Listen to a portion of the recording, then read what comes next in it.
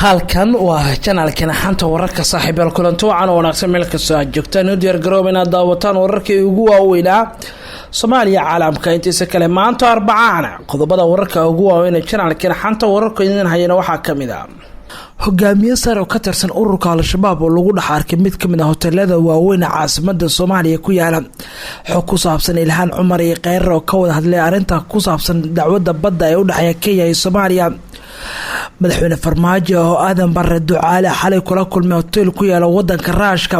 James Iswaan oo gudoomiyaha baarlamaanka u dhibay fariin ku socota madaxweyne Farmaajo xog kale ku saabsan safiirka Djibouti oo Khayr ku wareejiyay warqad ka timid Geelle iyo waxa ku qornaa qodobadaasi kuba kale ku saabsan wasiirka u xiran dawladda oo garoon dhan lagu magac daray u diyaar garooba saaxiibayaal qodobadaasi kuba kale inaad ka daawataan channelkeena kamid noqo saaxiibada ku xiran channelkeena YouTube-ka subscribe dhiga mareelkana taabo si ay mar walba kugu soo dhacaan wararka iyo waliba warbixinada gaarka ee halkan aan soo gelino warbixinta ugu horeysan aan ku hormaro hogaamiye sare oo ka tirsan ururka Al-Shabaab ayaa lagu arkay hoteelada ku yaala caasimadda Soomaaliya Muqdisho sida ay la xogaagalay xogtan la wadaageen hogaamiyahan oo magaciisa aan wali la helin ayaa waxa ay sheegay inuu ahaa xubno sarsaro kamid ah ururka Al-Shabaab waxa la sheegay in ujeedka weyn Muqdisho soo gaaray sababo dhanka caafimaadka ah ila xogagaal waxay noo sheegeen in hogaamiyahan uu ku dhuumaaleysanayay maalmahii dambe hoteelo ku yaala suuqa weyn ee Bakaaraha laakiin wali ma aysan u suurtagelin ciidanka ammaanka inay gacanta ku soo dhigaan ila xogagaal ayaa sheegay in hogaamiyahan uu kamid yahay xubnaha Al-Shabaab u qaabilsanaa dhanka weerarada iyo qaraxyada ka dhaca Soomaaliya waxaa la tilmaamay inuu ka yimid dhanka Jubbada Dhexe halkaas oo sanadihii dambe ku sugnaa ugu dambeyn Muqdisho soo gaaray sababo dhanka caafimaadka ilaa hadda ma suurtagelinahay magaca hogaamiyahan laakiin ila xogagaal xogtan la wadaago waxa ay sheegeen in hogaamiyahan uu sarkaal sare ka tirsan ururka Al-Shabaab uu degnaa mid kamid ah hoteelada ku yaala magaalada ciidamada ammaanka kuwa gaar ahaan sirta waa ciidanka nabad sugidda ayaa si weyn u baadigoobaya hogaamiyahan inkastoo aysan suurtagelin gacanta ku soo dhigaan tiro dhowr jeer hore sidaan kale waxa magaalada Muqdisho lagu qabtay xubno sarsaro kamid ah ururka Al-Shabaab kuwaas oo qaab dhuumaaleysan ku soo galay caasimadda walow ila xogagaal ay noo sheegeen in ninkan hadda Muqdisho ku dhuumaaleysan lagu magacaabo Abu Ubayda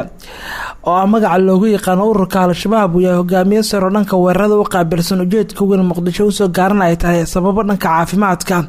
asagoo ku dhaawacmay weerar dhanka duqeyn cirka ah ay diyaaradaha Mareykanka ay ka fuliyeen gobolka Jubbada Dhexe bartamihii sanadkan waxaa la sheegay in hogaamiyahan oo magaciisa lagu soo kabay Abu Ubayda sida ila xogaal ay nala wadaageen in lagu arkay mid kamid ah hoteelada ku yaala suuqa Bakaaraha halkaas oo ku dhumaaleysanayay ciidamada ammaanka oo helay xogtan ayaa wali baaris ku jira sida ay gacanta ugu soo dhigi lahaayeen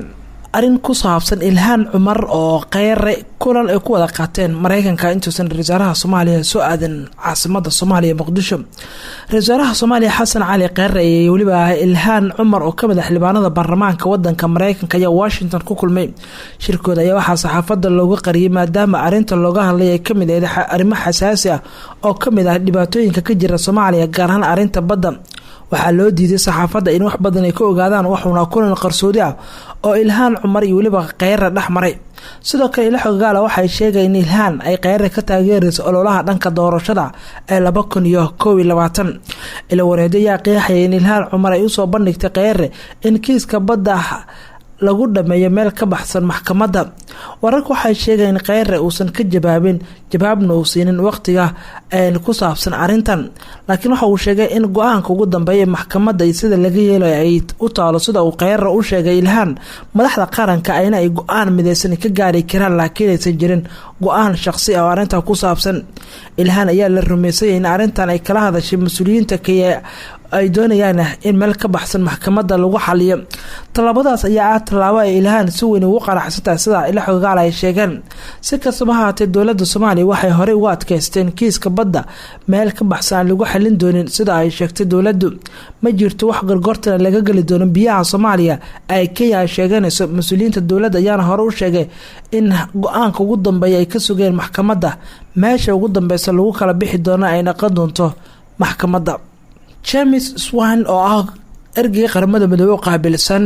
Soomaaliya ayaa la kulmay guddoonka baarlamaanka fariin cajiib ah iyuna la tilmaamay oo ku socday madaxweyne Farmaajo in loo dhiibay xubnaha baarlamaanka. gudoomiyaha aqalka sare baarlamaanka dalka senator cabdi xaashi cabdilaahi oo waliyo gudoomiye ku-xigeenka koowaad aqalka sare iyo waliba xafiisyada kale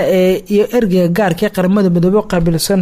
arrimaha Soomaaliya ayaa kulmay ayagoo ka wada hadlay arrimo muhiim ah ku saabsan xaaladda dalka. gudoomiyaha aqalka sare ergeyga gaarka xogayaha guud ee qaramada midoobe qaabilsan arrimaha Soomaaliya ayaa waxay ka wada hadleen arrimo ay ka mid yihiin shuruucda hortaala aqalka sare. ugu horeyn muhiimada koowaad in la siiyo qorshaha deen cafinta xaaladda guud ee dalka, dhowrista sharciga, matalaadda, ilaalinta danaha dowlad goboleedyada ayaa ugu muhiimsanaa qodobada sida gaarka ay kaga wada hadleen. kulanka ayaa kusoo dhamaaday isafgarad iyo weliba wada shaqeyn oo ergeyga gaarka qaramada midoobe ee ka dalbaday Soomaaliya iyo xubnaha aqalka sare wada shaqeyn buuxda. dhinaca kale kusimaha madaxweynaha dalka ahna gudoomiyaha golaha shacabka ee baarlamaanka Soomaaliya Maxamed Mursal Sheekh Cabdiraxmaan ayaa xafiiskiisa ku qaabilay isla wakiilka xogayaha guud ee qaramada midoobe ee qaabilsan arrimaha Soomaaliya Masar James. kulankan intuu socday ayaa waxaa looga hadlay arrimo badan oo ay ka mid yihiin shuruucda hortabinta leh, gaar ahaan taageerada meelmarinta sharciga la xiriira doorashooyinka qaranka kaasoo beesha caalamka ay si weyn indhaha ugu hayaan. waxyaabaha sida qotada dheer ee looga wada hadlay ayaa waxaa ka mid ah in marna qorshaha ku saabsan dib u eegista dastuurka dalka aan ilaa hadda la dhameystirin iyo sidoo kale sharciga muhiima oo baarlamaanka horyaalay kuba la doonay in la meel mariyo. kusimaha madaxweynaha gudoomiyaha golaha shacabka iyo wakiilka xogayaha guud ayaa intuu socday kulankeeda waxay isla soo hadal qaadeen xoojinta xiriirka Soomaaliya qaramada midoobe. xogayaha guud ee golaha shacabka cabdikariin xaji cabdi buux oo kulanka kadib la hadlay warbaahinta waxa uu sheegay in gudoomiyaha iyo waliba wakiilka qaramada midoobe oo qaabilsan arrimaha Soomaaliya ay sida gaar diirada u saareen arrimaha doorashooyinka iyo sidii xeerka doorashooyinka baarlamaanka u keeni lahaayeen. ugu dambeyn Swin ayaa waxa uu ka digay Mursal iyo Cabdi Xaashiba in marna aysan aqbalin marhabaabin ku saabsan in dib loo dhigo nooca doorasho iyo sharciga doorashooyinka oo la qaldo, isagoo ugu digay in dhammaan la doonay sharciga doorashooyinka ay soo meelmariyaan. sidoo kale waxaa jirtay fariin uu ku socto madaxweyne Farmaajo uu reebay ergeyga qaramada midoobe ku saabsan arinta waqti kordhin in ay sameeyaan ee arrimaha doorashooyinka qusaya. hagaag wali wararkan ayaa daawanaysan. madaxweynaha Soomaaliya iyo Aadan Barre Ducaale ayaa xalay ku kulmay hotel ku yaala wadanka Raashka sida ay xogtan aan ku helnay. madaxweynaha Soomaaliya Maxamed Cabdilaahi Farmaajo hogaaminayay wafdi halka gaaray waliba hogaamiyaha aqlabiyadda baarlamaanka wadanka Kenya ayaa ku kulmay wadanka Raashka.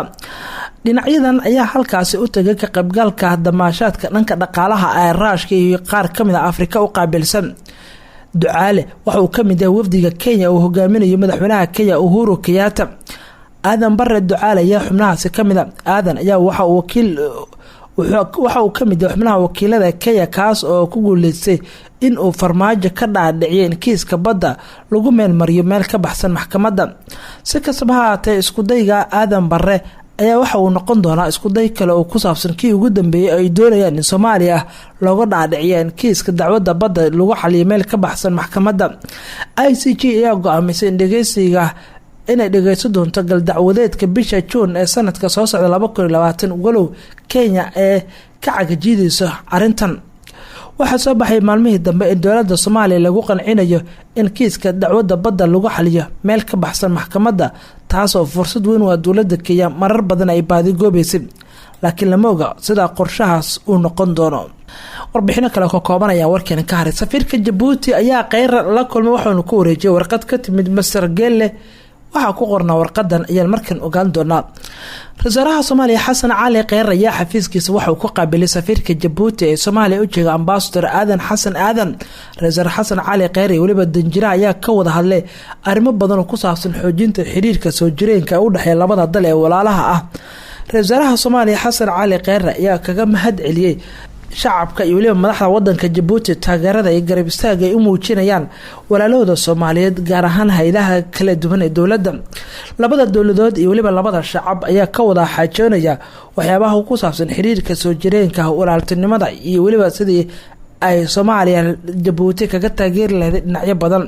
dhinaca kale isla warar xogaal aan helnaya sheegaya Masar Aadan Kheyr oo ku wareejiyay warqad ka timid Masar Geelle taasoo ku saabsaneed in Kenya ay yeelan doonin hogaanka urur goboleedka asagoo ka dalbaday in Soomaaliya dhankeedana ay go'aan adag arrinta ka qaadato ayna isku mowqif ka noqdaan Kenya iyo Soomaaliya. waa Djibouti iyo Soomaaliya arinta ku saabsan loolanka IGAD. warqadan ayaa ku soo aaday iyadoo Geele toddobaadkii hore uu qaabilay wafdi ka socda ra'iisul wasaaraha wadanka Ethiopia Abiy Ahmed kaasoo damacsan in Ismaaciil Cumar Geele laga dhaadhiciyo inuu aqbalo ogolaanshaha Kenya inay hogaamiye ka noqoto urur goboleedka IGAD. Soomaaliya Kenya ayaa doonin Soomaaliya Djibouti ayaan doonin inay aqbalaan in xilka urur goboleedka IGAD xogayaha guud ay qabato Kenya ayna ka biyo diidan. sidoo kale waxa ay diideen in isla Ethiopia ayna ay qabato xilalka sare ee urur goboleedka IGAD. warbixintan ugu dambaysa wasiir u xiran dawladda ayaa waxa loogu magac daray garoon diyaaradeed oo ku yaala gobolka Gado. maamulka Jubbaland ayaa munaasabad ka dhacday Doolow waxa ay halkaas ku qabteen looguna magac daray garoonka Doolow ku yaala wasiirka amniga Jubbaland kaasoo dawladda u xiran.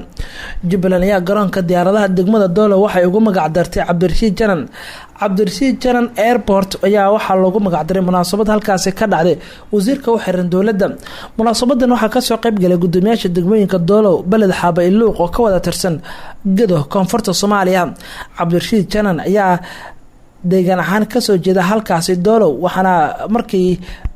shalay halka ay gaareen diyaaradii xubno odayaal oo ka tagay magaalada Muqdisho kuwaas oo ku guuldareystay in madaxda dawladda ay la kulmaan ayna ka dhaadhiciyaan sidii loo sii deey lahaa Masar Janan. wasiir Janan ayaa u xiran dawladda wax ka badan 2 bilood koodii bishii September ayaa waxa uu ka soo hormuuqday maxkamadda gobolka Banaadir.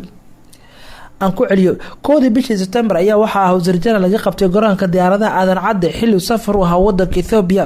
dhawaanse waxa uu ka soo muuqday maxkamadda gobolka wali lama jirto faahfaahin ku saabsan sababta maxkamadda halkii wax marayaan, laakiin muuqaal yar oo kooban lagu baahay TV-ga dawladda ayaa waxa ka soo hormuuqday wasiirka amniga Jubbaland oo maxkamadda la geeyay. Masar Buule Aadan oo sarkaal ka tirsan ciidanka military oo ku sugan gobolka Gado waxa uu sheegay Janan inuu wajahay ciqaab uusan lahayn sida uu sheegay. ilaa hadda lama shaacin waqtiga ay dhici doonto wajiga labaad ee dhageysiga dacwadda wasiir Janan iyo saraakiisha kale la xiran. xeerlaalinta ayaa wasiirka waxay ku soo ogeen dacwad ku saabsan dilal iyo tacadiyo dhanka bini'aadanimada uu ka geystay gobolka Gado. wararkii ugu weynaa aad ka daawanaysan channelkana xanta wararkana saaxiib halka ayaan ku soo gabagabeynaya warkan kan xiga daawadayaal intaan ku kulmi doono nabadgelyo